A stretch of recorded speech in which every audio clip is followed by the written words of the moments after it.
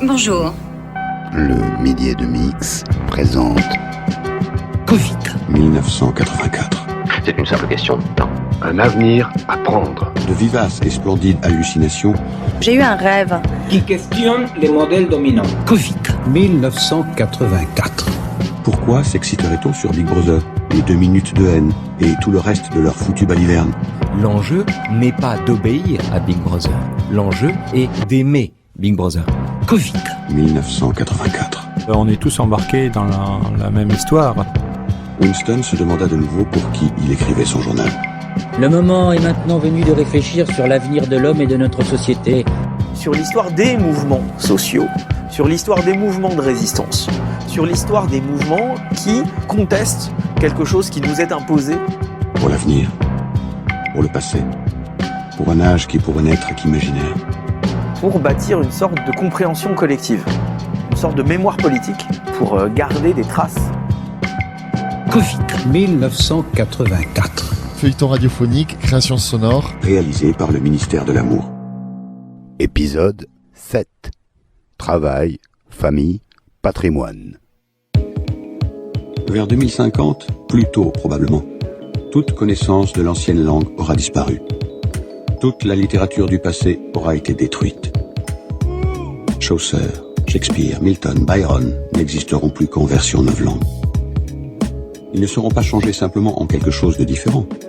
Ils seront changés en quelque chose qui sera le contraire de ce qu'ils étaient jusque-là. Même la littérature du parti changera. Même les slogans changeront. Comment pourrait-il y avoir une devise comme « La liberté, c'est l'esclavage » alors que le concept même de la liberté aura été aboli?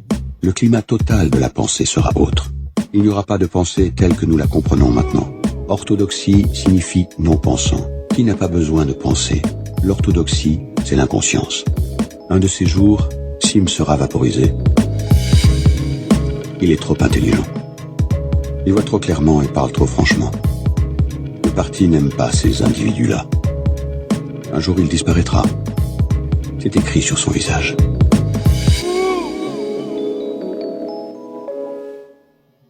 Winston avait fini son pain et son fromage. Il se tourna un peu de côté sur sa chaise pour boire son café. À la table qui se trouvait à sa gauche, Sim, depuis un moment, était silencieux et traçait des dessins avec le manche de sa cuillère dans la flaque de ragoût. La voix à l'autre table continuait son caquetage volubile, aisément audible en dépit du vacarme environnant. Il y a un mot en novlangue, dit Sim. Je ne sais si vous le connaissez. Canelangue, caquetage du canard. C'est un de ces mots intéressants qui ont deux sens opposés. Appliqué à un adversaire, c'est une insulte. Adressé à quelqu'un avec qui on est d'accord, c'est un éloge. Indubitablement, Sim sera vaporisé, pensa de nouveau Winston. Il le pensa avec une sorte de tristesse, bien qu'il sût que Sim le méprisait et éprouvait pour lui une légère antipathie. Sim était parfaitement capable de le dénoncer comme criminel par la pensée, s'il voyait une raison quelconque de le faire. Il y avait quelque chose qui clochait subtilement chez Sim. Quelque chose lui manquait. Il manquait de discrétion, de réserve, d'une sorte de stupidité restrictive. On ne pouvait dire qu'il ne fût pas orthodoxe. Il croyait au principe de l'Anxos. Il vénérait Big Brother. Il se réjouissait des victoires. Il détestait les hérétiques. Et pas simplement avec sincérité, mais avec une sorte de zèle incessant, un savoir chaque jour révisé dont n'approchaient pas les membres ordinaires du parti. Cependant, une équivoque et bizarre atmosphère s'attachait à lui. Il disait des choses qu'il aurait mieux valu taire. Il avait lu trop de livres. Il fréquentait le café du Châtaignier, rendez-vous de peintres et de musiciens. C'était un fait, pourtant, que s'il soupçonnait ne fût-ce que 3 secondes la nature des opinions de Winston, il le dénoncerait instantanément à la police de la pensée. Ainsi d'ailleurs ferait n'importe qui, mais Sim plus sûrement que tout autre. Ce zèle cependant était insuffisant. La suprême orthodoxie était l'inconscience. 2. Minute de la haine. Le programme, les 2 minutes de haine. S'opposer à tout, c'est une stratégie perdante, parce que tout arrive. Bien. Voyons qui est droit, frères et sœurs. Un article qui s'intitule « Sécurité, les leçons du modèle new-yorkais », écrit par un grand criminologue qui s'appelle Philippe Douste-Blazy, président du groupe UDF de l'Assemblée nationale. Avec des très belles photos, on voit M. Douste-Blazy discutant, très occupé, avec un visage sombre, avec un policier de New York. Et alors il nous dit « La sécurité des personnes et des biens est un sujet que les hommes politiques hésitent souvent à aborder. Admettons. Il ne faut pas alors s'étonner que dans un tel contexte, l'insécurité ne cesse de croître en France. Les derniers chiffres publiés sont accablants pour la politique du gouvernement.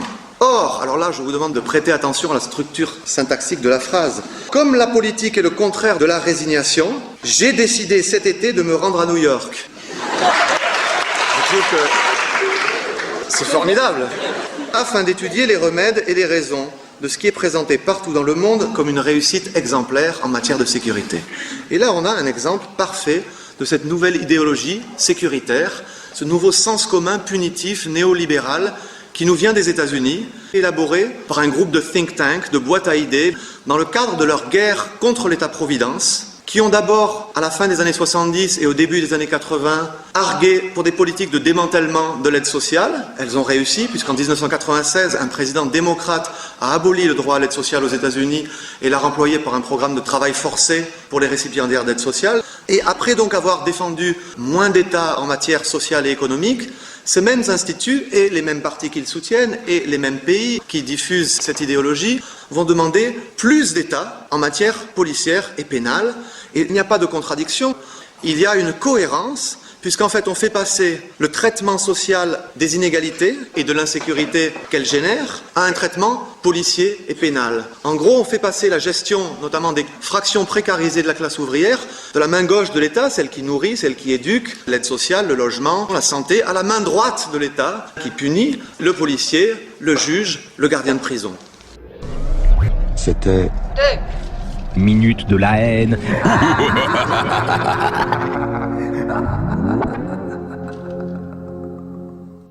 Sim leva les yeux. Voilà Parsons, dit-il. Quelque chose dont le son de sa voix sembla ajouter ce bougre d'imbécile. Parsons, colocataire de Winston au bloc de la Victoire, se faufilait en effet à travers la salle. Il les salua tous deux d'un joyeux « Hola !» et s'assit à leur table. Il dégageait une forte odeur de sueur. Des gouttes recouvraient tout son visage rosé. Son pouvoir de transpiration était extraordinaire. Au centre communautaire, on pouvait toujours, par l'humidité du manche de la raquette, savoir s'il avait joué au ping-pong. Sim avait sorti une bande de papier sur laquelle il y avait une longue colonne de mots, et il étudiait, un crayon à encre à la main. « Regardez-le travailler à l'heure du déjeuner », dit Parsons en poussant Winston du coude. « C'est du zèle, hein ? Qu'est-ce que vous avez là, vieux frère ? Quelque chose d'un peu trop savant pour moi, je suppose ? Ah, Smith, mon vieux, je vais vous dire pourquoi je vous poursuis. C'est à cause de cette cotisation que vous avez oublié de me payer. » « Quelle cotisation ?» demanda Winston en se tâtant les poches automatiquement pour trouver de la monnaie. Un quart environ du salaire de chaque individu était réservé aux souscriptions volontaires, lesquelles étaient si nombreuses qu'il était difficile d'en tenir une comptabilité. Pour la semaine de la haine, on collecte maison par maison, vous savez ce que c'est ? Je suis le trésorier de notre immeuble. Nous faisons un effort prodigieux. Nous allons pouvoir en mettre plein la vue. Ce ne sera pas ma faute, je vous le dis, si ce vieux bloc de la Victoire n'a pas le plus bel assortiment de drapeaux de toute la rue. C'est $2 que vous m'avez promis. Winston trouva $2 graisseux et sales qu'il tendit à Parsons. Celui-ci, de l'écriture nette des illettrés, nota le montant de la somme sur un petit carnet. « Ah, à propos, vieux, dit-il, on m'a raconté que mon petit coquin de garçon a lâché sur vous hier un coup de son lance-pierre. Je lui ai pas mal lavé la tête. En fait, je lui ai dit que je lui enlèverais son engin s'il recommençait. Des petits galopins bien turbulents tous les deux, mais vous parlez d'une ardeur. Ils ne pensent qu'aux espions. À la guerre aussi, naturellement. » « Bien, » dit Sim distraitement sans lever les yeux de sa bande de papier. « Naturellement, nous devons nous méfier de tout, » convint Winston. « Ce que je veux dire, c'est que nous sommes en guerre, » dit Parsons. Comme pour confirmer ces mots, un appel de clairon fut lancé du télécran juste au-dessus de leur tête. Cette fois, pourtant, Ce n'était pas la proclamation d'une victoire militaire, mais simplement une annonce du ministère de l'Abondance. Camarades, attention camarades, nous avons une grande nouvelle pour vous. Nous avons gagné la bataille de la production. Les statistiques, maintenant complètes, du rendement dans tous les genres de produits de consommation montrent que le standard de vie s'est élevé de rien moins que 20% au-dessus du niveau de celui de l'année dernière. Il y eut ce matin, dans tout l'Océania, d'irrésistibles manifestations spontanées de travailleurs qui sont sortis des usines et des bureaux et ont défilé avec des bannières dans les rues. Ils criaient leur gratitude à Big Brother pour la vie nouvelle et heureuse que sa sage direction nous a procurée. Voici quelques-uns des chiffres obtenus. Winston fumait une cigarette de la victoire qu'il tenait soigneusement horizontale. La nouvelle ration ne serait pas distribuée avant le lendemain, il ne lui restait que 4 cigarettes. Il avait pour l'instant fermé ses oreilles au bruit de la salle et écouté les balivernes qui ruisselaient du télécran. Il apparaissait qu'il y avait même eu des manifestations pour remercier Big Brother d'avoir augmenté jusqu'à 20 grammes par semaine la ration de chocolat. Et ce n'est qu'hier, réfléchit-il, qu'on a annoncé que la ration allait être réduite à 20 grammes par semaine.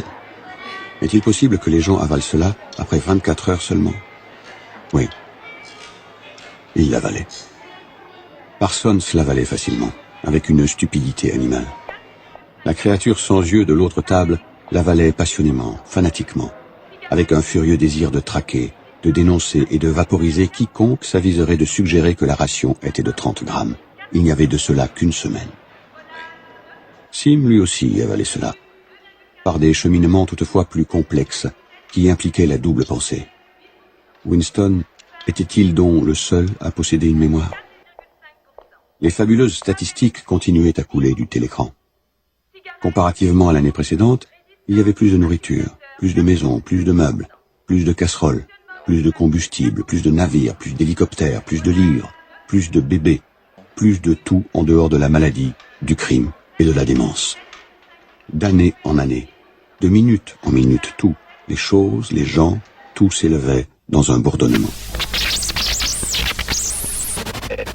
Ça y est, ils ont saisi la radio à 5h ce matin. C'est pas possible. Les dégâts sont importants. Il ne reste plus rien. L'isolation phonique, les mobiliers du studio, l'installation électrique sont bousillés. On doit réémettre, c'est impératif. Radio 84. Radio 84. La vocation de l'espèce humaine, la chose la plus importante peut-être, plus encore que la nourriture ou le logement, l'homme ne vit pas seulement de pain, c'est d'apprendre. D'apprendre pour pouvoir faire passer dans son propre pays les pensées de ceux qui les ont précédés. Un garçon qui sait lire, ça sera un homme libre. Une petite fille qui sait écrire, ça ne sera pas une esclave. Apporter la liberté et en même temps la compréhension de notre monde à ceux qui le construiront demain, c'est-à-dire aux enfants d'aujourd'hui. Je sens qu'on va réémettre demain matin. Faites comme Marc pour tous vos problèmes, pour tous vos projets fous. La solution... Radio 84. Radio 84. Comme il est facile, à condition d'éviter de regarder autour de soi, pensa Winston, de croire que le type physique idéal fixé par le parti existait, et même prédominait. Garçon grand et musclé, fille à la poitrine abondante, blond, plein de vitalité, bronzé par le soleil, insouciant.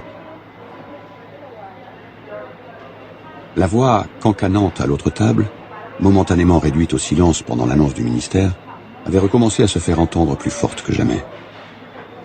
Winston se surprit soudain à penser à Madame Parsons.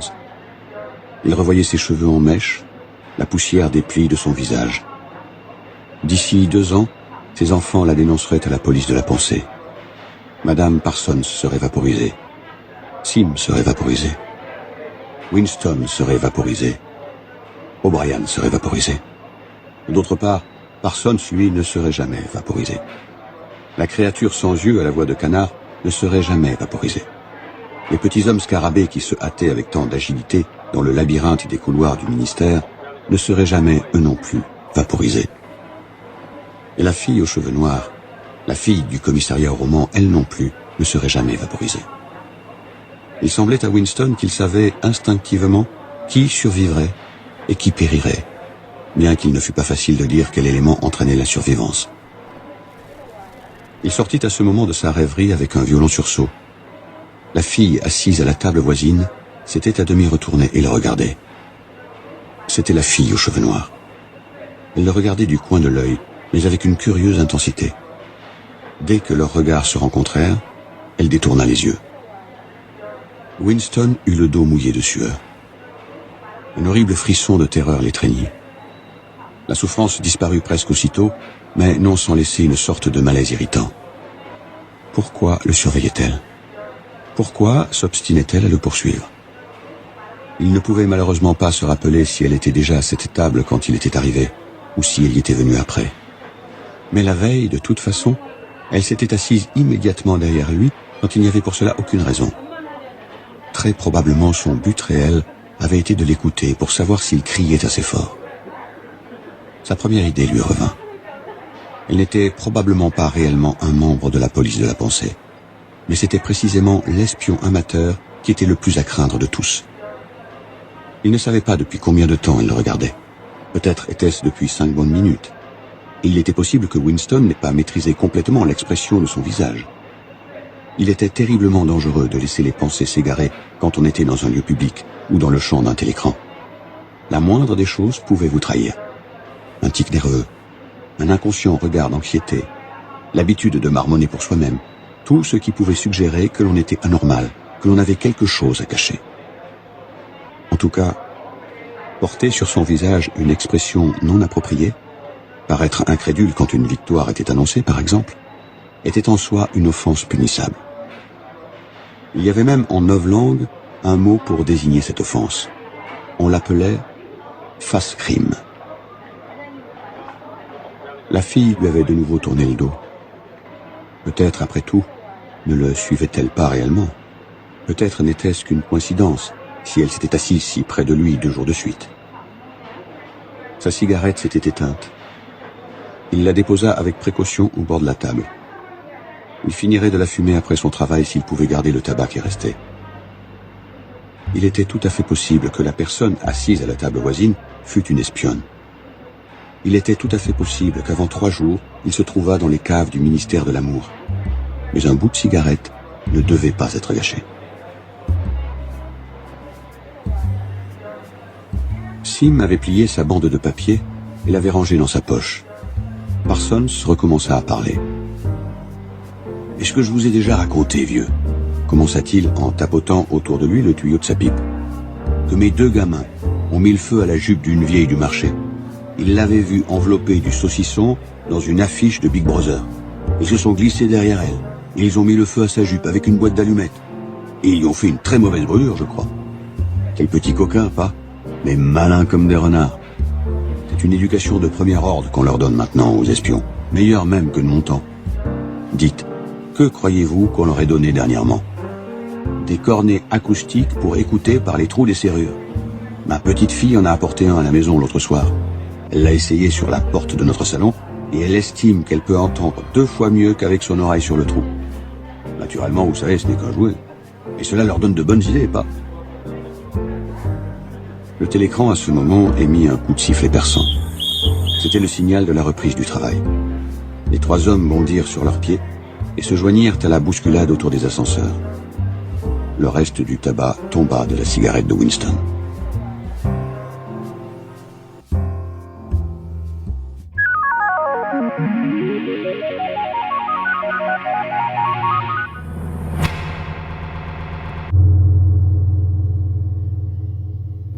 Welcome to the game of sound.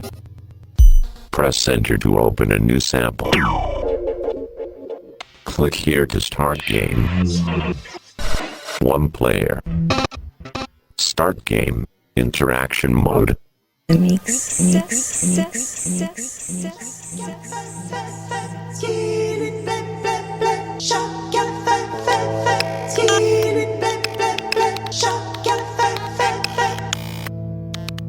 Emmanuel Martin. C'est un peu ça, oui, tout à fait. Merci de faire le lien parce que vous avez pas mal d'économistes qui sont un peu dans la mouvance Piketty qui vous disent effectivement aujourd'hui, bon la dette c'est pas grave, faut pas s'inquiéter, de toute façon On peut faire tourner la planche à billets, c'est pas un gros souci. C'est notamment la dernière prix Nobel, Esther Duflo.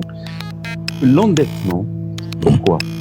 Parce que l'endettement, c'est un des moyens qu'a l'État pour faire ce qu'on appelle de l'illusion fiscale.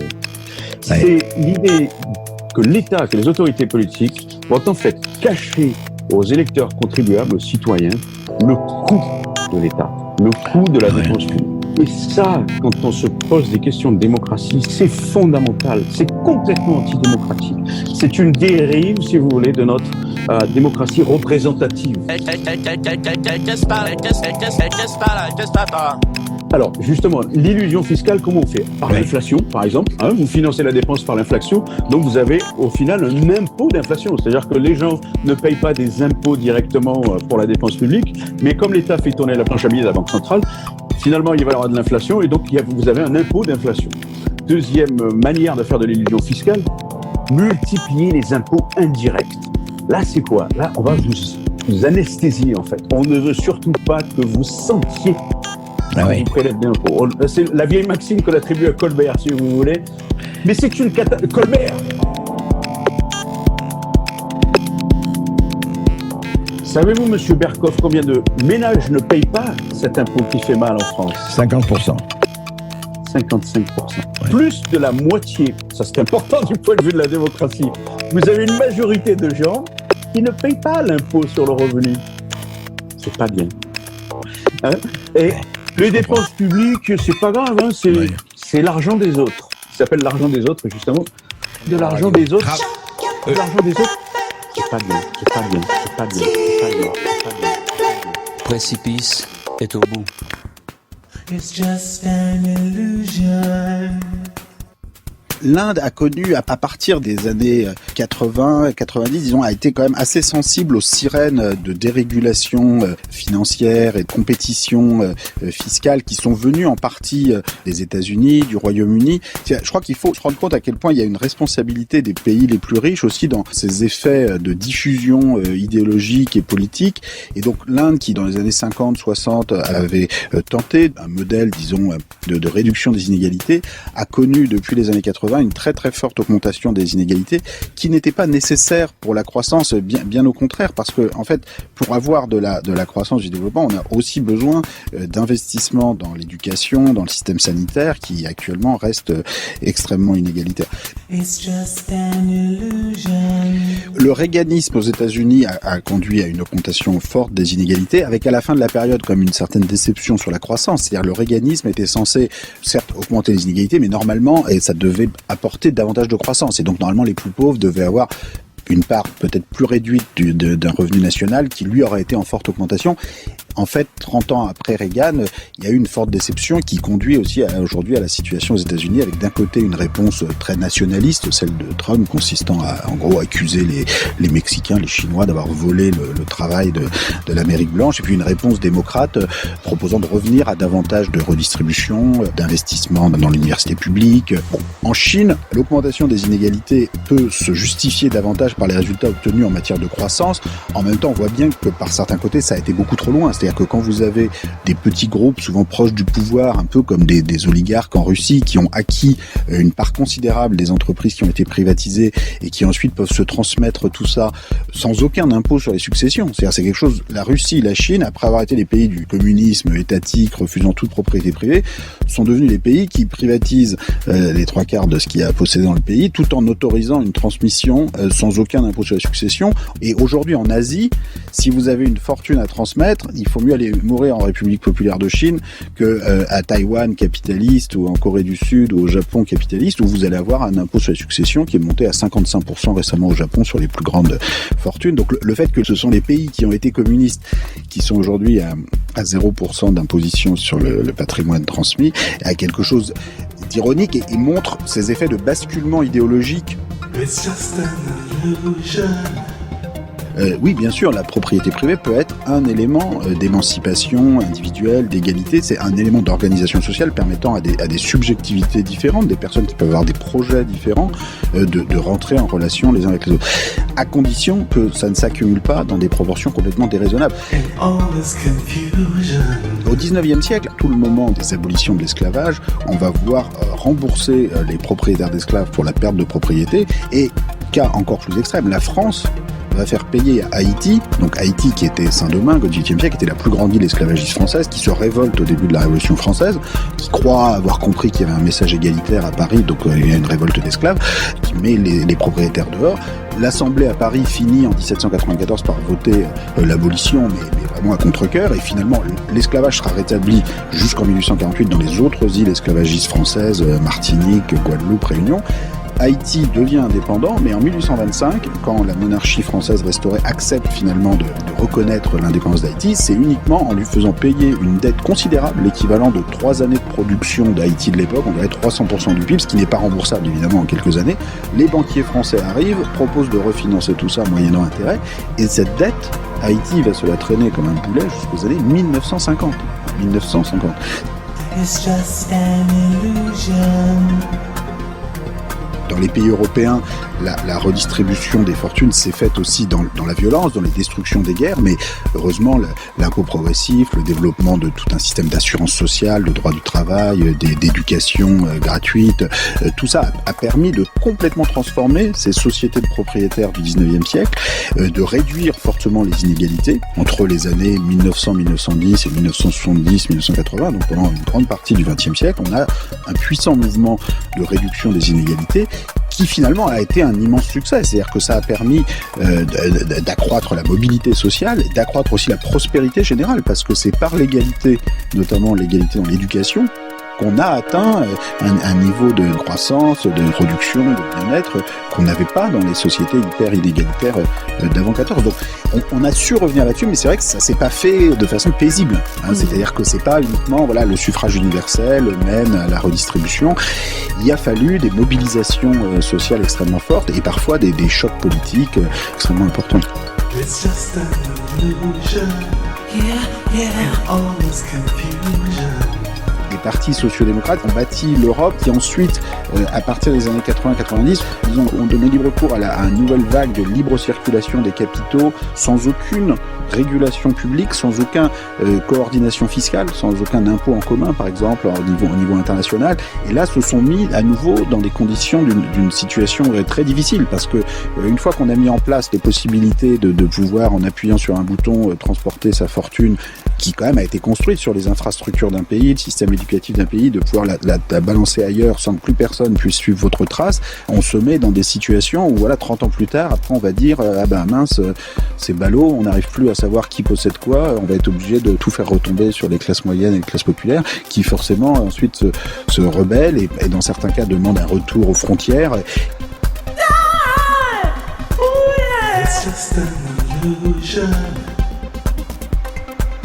Je voudrais rappeler qu'à la sortie de la Seconde Guerre mondiale, vous avez des pays comme par exemple l'Allemagne, le Japon, qui ont eu des systèmes d'imposition allant jusqu'à 70, 80, 90% sur les plus hauts portefeuilles financiers pour réduire très rapidement la dette publique. C'est ça qui a permis d'avoir dans les années 50-60, ça a été un immense succès. C'est-à-dire c'est ça qui a permis à ces pays d'investir dans les infrastructures, dans l'éducation, dans la croissance. Donc trop de concentration du patrimoine et de devoir repayer pendant des dizaines d'années, là en l'occurrence des intérêts de la dette publique, alors qu'il y a d'autres problèmes à résoudre aujourd'hui. Donc à l'époque, l'enjeu c'était la reconstruction, mais aujourd'hui il y a d'autres enjeux pour qu'on sorte de cette logique de sacralisation des inégalités, des fortunes, des milliardaires, quel que soit le nombre de zéros. All this confusion. Yeah. It's just an illusion. Yeah.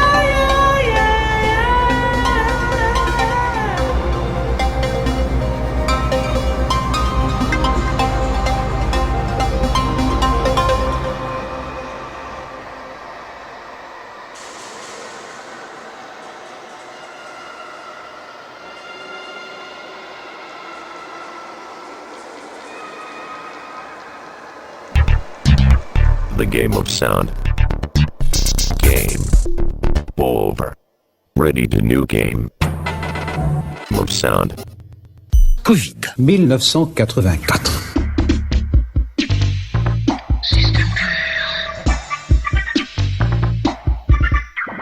Appendice. Les principes du novlangue. Les mots novlangue étaient divisés en 3 classes distinctes. Plus, on disait en novlangue double pensée. Double plus.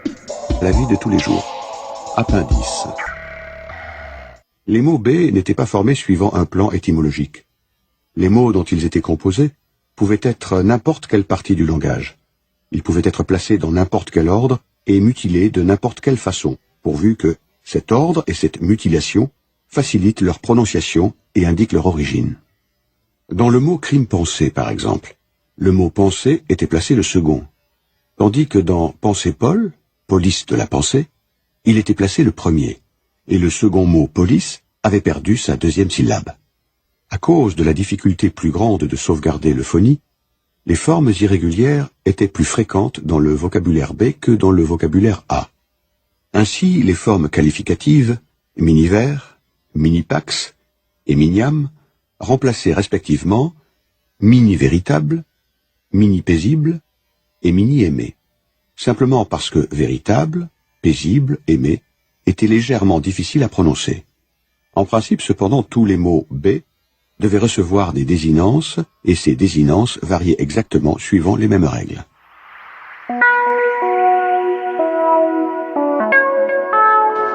Avez-vous vu la 10e édition du dictionnaire de novlangue? Le plus gros problème, calquer la langue au rythme du progrès scientifique. Le dictionnaire Smith, quelle belle chose que la destruction des mots. Le dictionnaire. Des mots. Discrimination. Le mot discrimination désigne un dysfonctionnement, quelque chose qui ne fonctionne pas correctement à cause du préfixe dis. J'en viens à l'autre partie du mot discrimination, qui a une origine grecque. C'est le verbe grec krinéo, krinein, et qui désigne une conduite. Une procédure grecque consistait à montrer du doigt sur l'agora, sur la place publique, quelqu'un pour l'incriminer.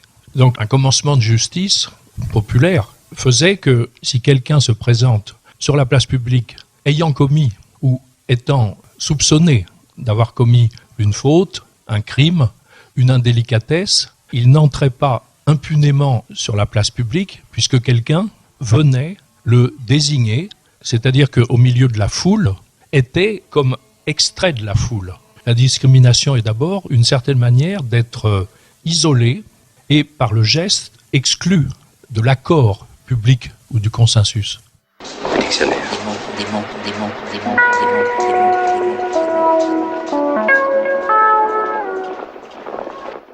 En l'an 1984, le novlangue n'était pas la seule langue en usage. On comptait que le novlangue aurait finalement supplanté l'ancilangue, nous dirions la langue ordinaire, vers l'année 2020. Les actualités. Pas du langage sexiste au... Depuis des années, nous devons donc... Les actualités, magnifique. 12 mars. Si le libéralisme économique ne sut pas lire l'histoire de la révolution industrielle, ce fut parce qu'il s'obstina à juger les événements sociaux du point de vue économique. 1944 par Karl Polanyi dans son ouvrage La Grande Transformation. Depuis quelques semaines, notre pays fait face à la propagation d'un virus, le Covid-19, qui a touché plusieurs milliers de nos compatriotes. J'ai bien entendu ce soir, avant toute chose, une pensée émue et chaleureuse pour les familles et les proches de nos victimes. Je veux vous le dire ce soir avec beaucoup de gravité, de lucidité, mais aussi la volonté collective que nous adoptions la bonne organisation. Nous ne sommes qu'au début de cette épidémie. Et partout en Europe, elle s'accélère, elle s'intensifie. Quand on en arrive à une situation où le privé paye des impôts, que la ville lui rembourse, quelles que soient les augmentations au fil des 27 ans et demi de contrat, c'est un bonus. Voilà, c'est un bonus. D'accord, mais un bonus choquant.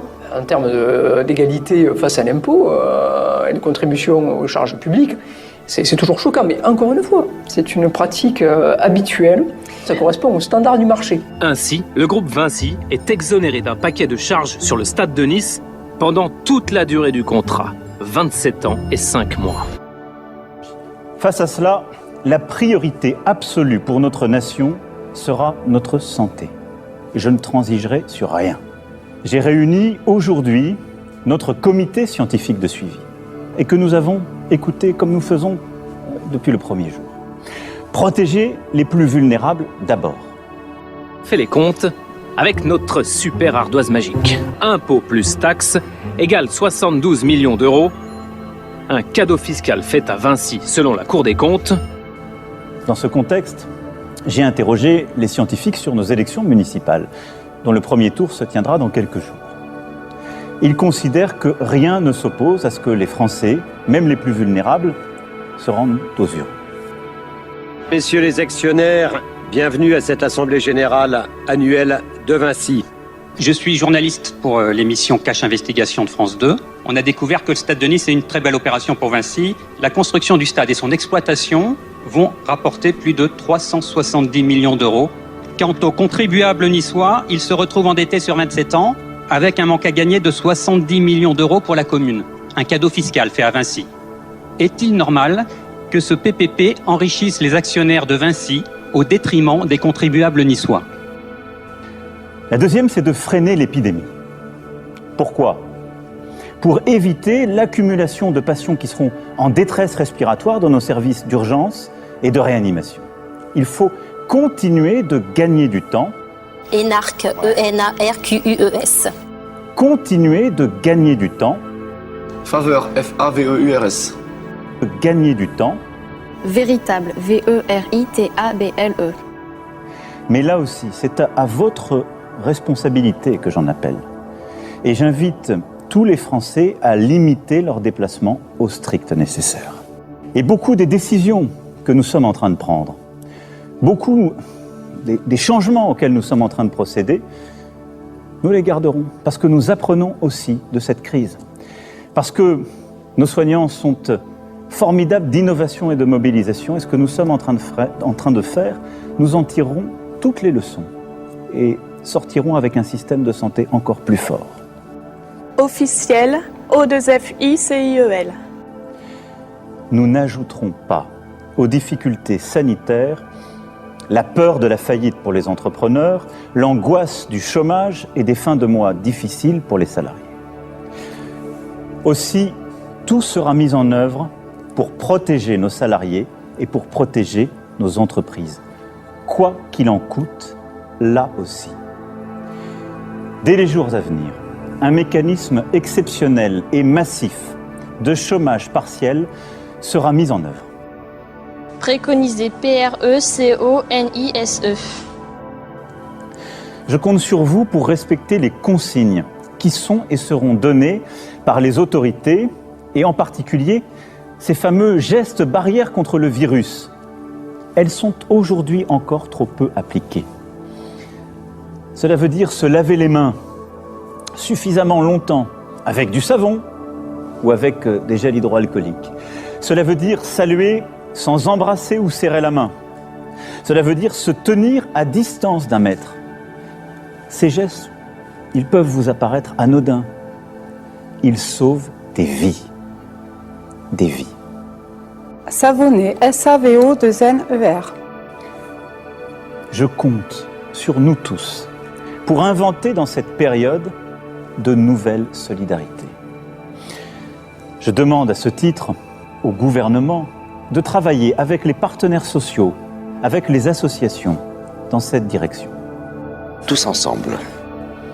C'est que la santé gratuite, sans condition de revenus, de parcours ou de profession, notre État-providence, ne sont pas des coûts ou des charges, mais des biens précieux, des atouts indispensables quand le destin frappe.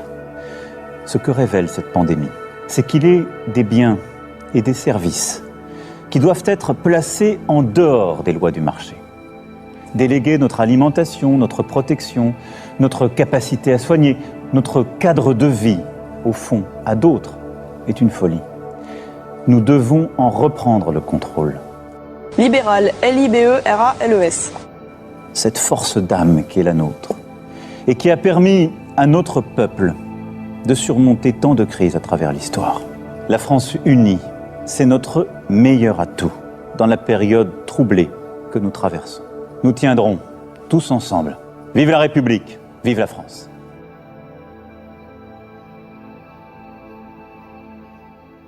Coupé. C'était Covid 1984. Mutabilité du passé. Celui qui a le contrôle du passé a le contrôle du futur. Celui qui a le contrôle du présent a le contrôle du passé. J'ai eu un rêve que les médias, ça parlerait un petit peu des gens. Covid 1984. On sait tout de vous. Big Data is watching nous. Prochain épisode du feuilleton. Nous y reviendrons la prochaine fois. Covid 1984, réalisé par le ministère de l'Amour, de l'Amour, de l'Amour.